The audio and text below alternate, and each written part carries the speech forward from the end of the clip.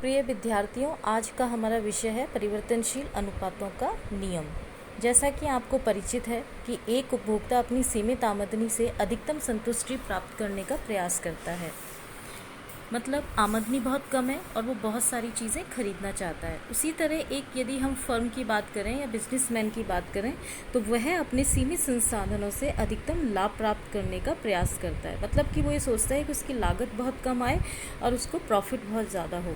इसी लक्ष्य को प्राप्त करने के लिए एक जो फर्म का मालिक है वो एक दी हुई मात्रा को न्यूनतम लागत पर उत्पन्न करने का प्रयत्न करता है।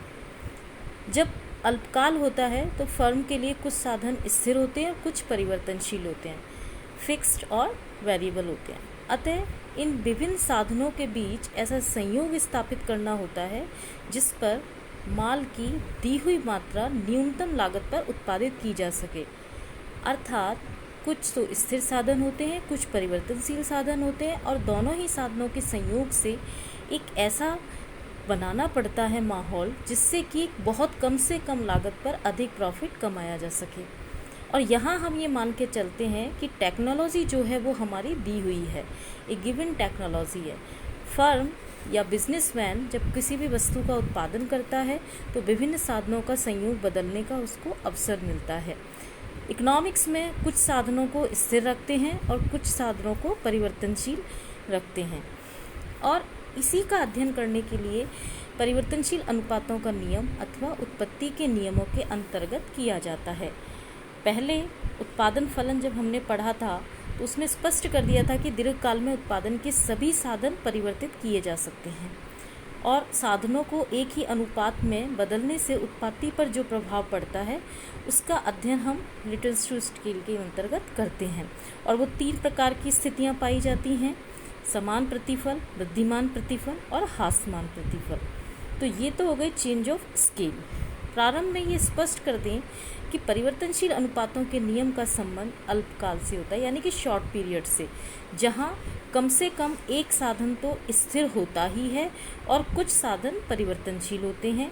और पैमाने के प्रतिफलों का जो संबंध होता है वो किससे होता है? लॉन्ग पीरियड से, जहां हम उत्पादन के सभी साधनों को एक साथ परिवर्तनशील कर सकते हैं। अर्थात परिवर्तनशील अनुपातों के नियम जो हैं वो शॉर्ट टर्म पर आधारित है, जहां एक साधन स्थिर होता है और कुछ साधन परिवर्तनशील होते हैं। अब हम परिवर्तनशील अनुपातों के नियम के बारे में जानेंगे।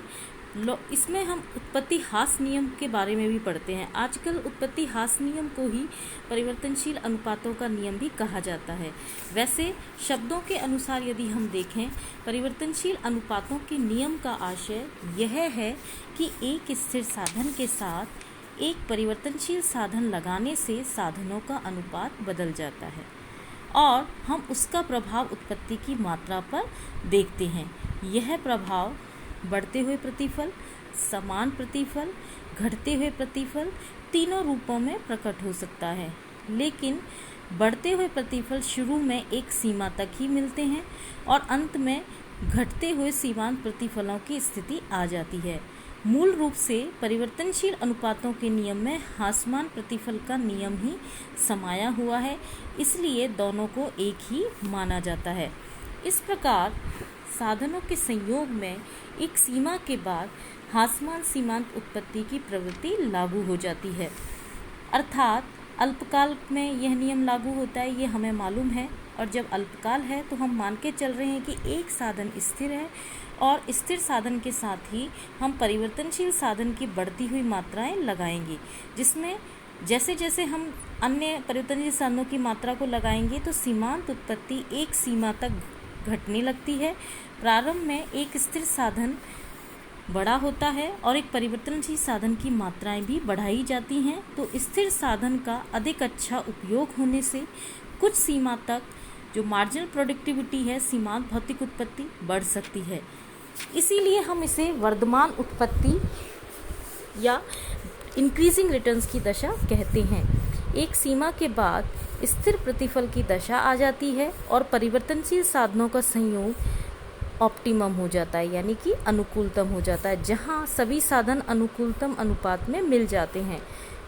कोई भी साधन कम या अधिक नहीं होता और यह फर्म अनुकूलतम फर्म बन जाती है तथा इसकी प्रति इकाई उत्पादन की जो लागत है वो न्यूनतम होती है।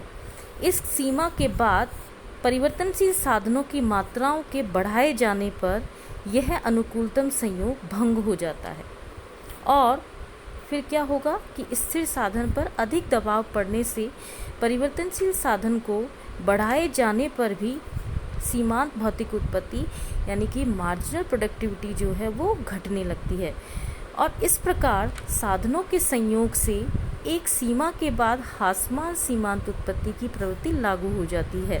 विभिन्न उद्योगों में इस प्रवृत्ति का पाया जाना एक सामान्य बात होती है। इसे ही अर्थशास्त्र का आधारभूत नियम माना जाने लगा है। कहने का तात्पर्य यह है कि प्रोफेसर मार्शल ने भी यही कहा था कि ह्रासमान प्रतिफल के नियम the law of diminishing return अथवा प्रवृत्ति को अस्थायी रूप से निम्न शब्दों में कहते हैं कि भूमि, मान लीजिए भूमि है, स्थिर साधन है, भूमि पर खेती करेंगे हम, तो हम दो तरीके के साधन लेंगे, पूंजी और श्रम। तो ये क्या है? परिवर्तनशील साधन। तो भूमि पर खेती करने में पूंजी और श्रम की वृद्धि से सामान्यतः उपज की मात्रा में अनुपात से कम वृद्धि होती है, बशर्ते कि कृषि की कला में, टेक्नोलॉजी में कोई सुधार नहीं हुआ हो। अब मार्शल ने तो भूमि को स्थिर रखा, पूंजी और श्रम की मात्राओं में परिवर्तन किया। मार्शल के कथन में सामान्यता का अर्थ यह है कि भूमि पर पूंजी व श्रम की पर्याप्त मात्राओं के लगाए जाने के बाद यह नियम लागू होता है। साथ में प्रोफेसर मार्शल ये भी कह रहे हैं कि कृषि की कला यानी कि एग्रीकल्चर टेक्नोलॉजी में कोई भी न्यू इनोवेटिव सुधार नहीं होना चाहिए। यदि कृषि की कला में कोई सुधार हो जाता है या कोई नई टेक्नोलॉजी आ जाती है तो इट मे बी पॉसिबल सीमांत उत्पत्ति बढ़ सकती है। इसीलिए आगे चलकर इस नियम के आधुनिक रूप में भी टेक्नोलॉजी को स्थिर माना गया है।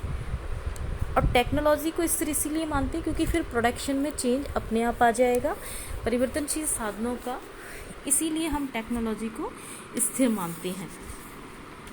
दूसरी चीज़, परिवर्तनशील अनुपातों के नियम का विद्यार्थियों एक डायग्राम दिया हुआ है, चित्र दिया हुआ है, जिसमें आप देख सकते हैं कि OX अक्ष पर हम ले रहे हैं परिवर्तनशील साधन यानी कि श्रम की इकाई और OY अक्ष पर हम ले रहे हैं मार्जिनल प्रोडक्टिविटी, एवरेज प्रोडक्टिविटी और टोटल प्रोडक्टिविटी यानी कि सीमांत उत्पादन, औसत उत्पादन और कुल उत्पादन। चित्र में औसत उत्पत्ति यानी कि एवरेज प्रोडक्टिविटी जो है वो बढ़ रही है और टोटल प्रोडक्शन भी बढ़ रहा है। तो यह क्या है कि उत्पादन की प्रथम अवस्था है और B से C तक औसत उत्पत्ति व सीमांत उत्पत्ति दोनों घटने लगती है, लेकिन सीमांत उत्पत्ति मार्जिनल प्रोडक्टिविटी जो है घटकर 0 हो जाएगी और जहाँ पर मार्जिनल प्रोडक्टिविटी 0 हो रही है यानी कि शून्य हो जाती है तो यह प्रोडक्शन की सेकंड स्टेज कहलाती है। सेकंड स्टेज C बिंदु तक रहती है। C बिंदु से आगे मार्जिनल प्रोडक्टिविटी शून्य हो रही है, C बिंदु से आगे वो नेगेटिव हो जाती है यानी कि सीमांत उत्पत्ति जो है वो ऋणात्मक हो जाती है। और जब मार्जिनल प्रोडक्टिविटी ऋणात्मक हो जाए, नेगेटिव हो जाए तो यह उत्पादन की थर्ड स्टेज कहलाती है। उत्पादन की ये 3 अवस्थाएं ही श्रम की 3 अवस्थाएं कहलाती हैं। 3 स्टेजेस ऑफ लेबर भी इन्हें कहते हैं या इनको हम प्रोडक्शन की 3 अवस्थाएं भी कहते हैं। अब इन उत्पादन की तीनों अवस्थाओं का हम स्पष्टीकरण यदि हम देखें और उत्पादन की जो तृतीय अवस्था होती है इसमें तीनों चीज़ें घटने लगती हैं। इसमें टोटल प्रोडक्टिविटी भी घट रही है और इसमें मार्जिनल प्रोडक्टिविटी भी घट रही है, एवरेज प्रोडक्टिविटी भी घट रही है। लेकिन जो मार्जिनल प्रोडक्टिविटी है वो इसमें ऋणात्मक हो रही है यानी कि नेगेटिव हो रही है। उत्पादन करने के लिए एक उत्पादनकर्ता को द्वितीय अवस्था ही सबसे बेस्ट होती है। क्यों?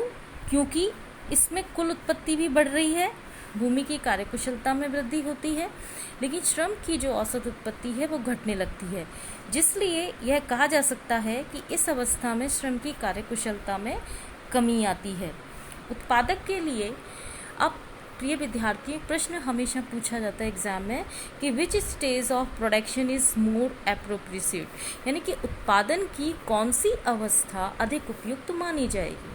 तो इसका आंसर होगा उत्पादन के लिए उत्पादन की द्वितीय अवस्था में उत्पादन करना ही श्रेष्ठ रहेगा, क्योंकि प्रथम अवस्था में भूमि और श्रम दोनों की कार्यकुशलता बढ़ती है, द्वितीय अवस्था में भूमि की कार्यकुशलता बढ़ती है और श्रम की कार्यकुशलता घटती है, तृतीय अवस्था में भूमि व श्रम दोनों की कार्यकुशलताएं घटती हैं।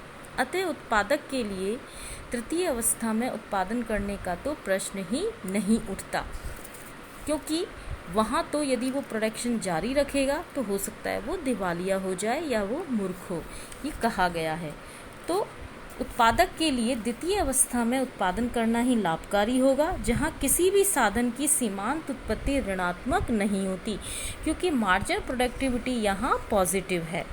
तो परिवर्तनशील अनुपातों के नियम में एक उत्पादक के लिए उत्पादन की द्वितीय अवस्था श्रेष्ठ मानी जाती है।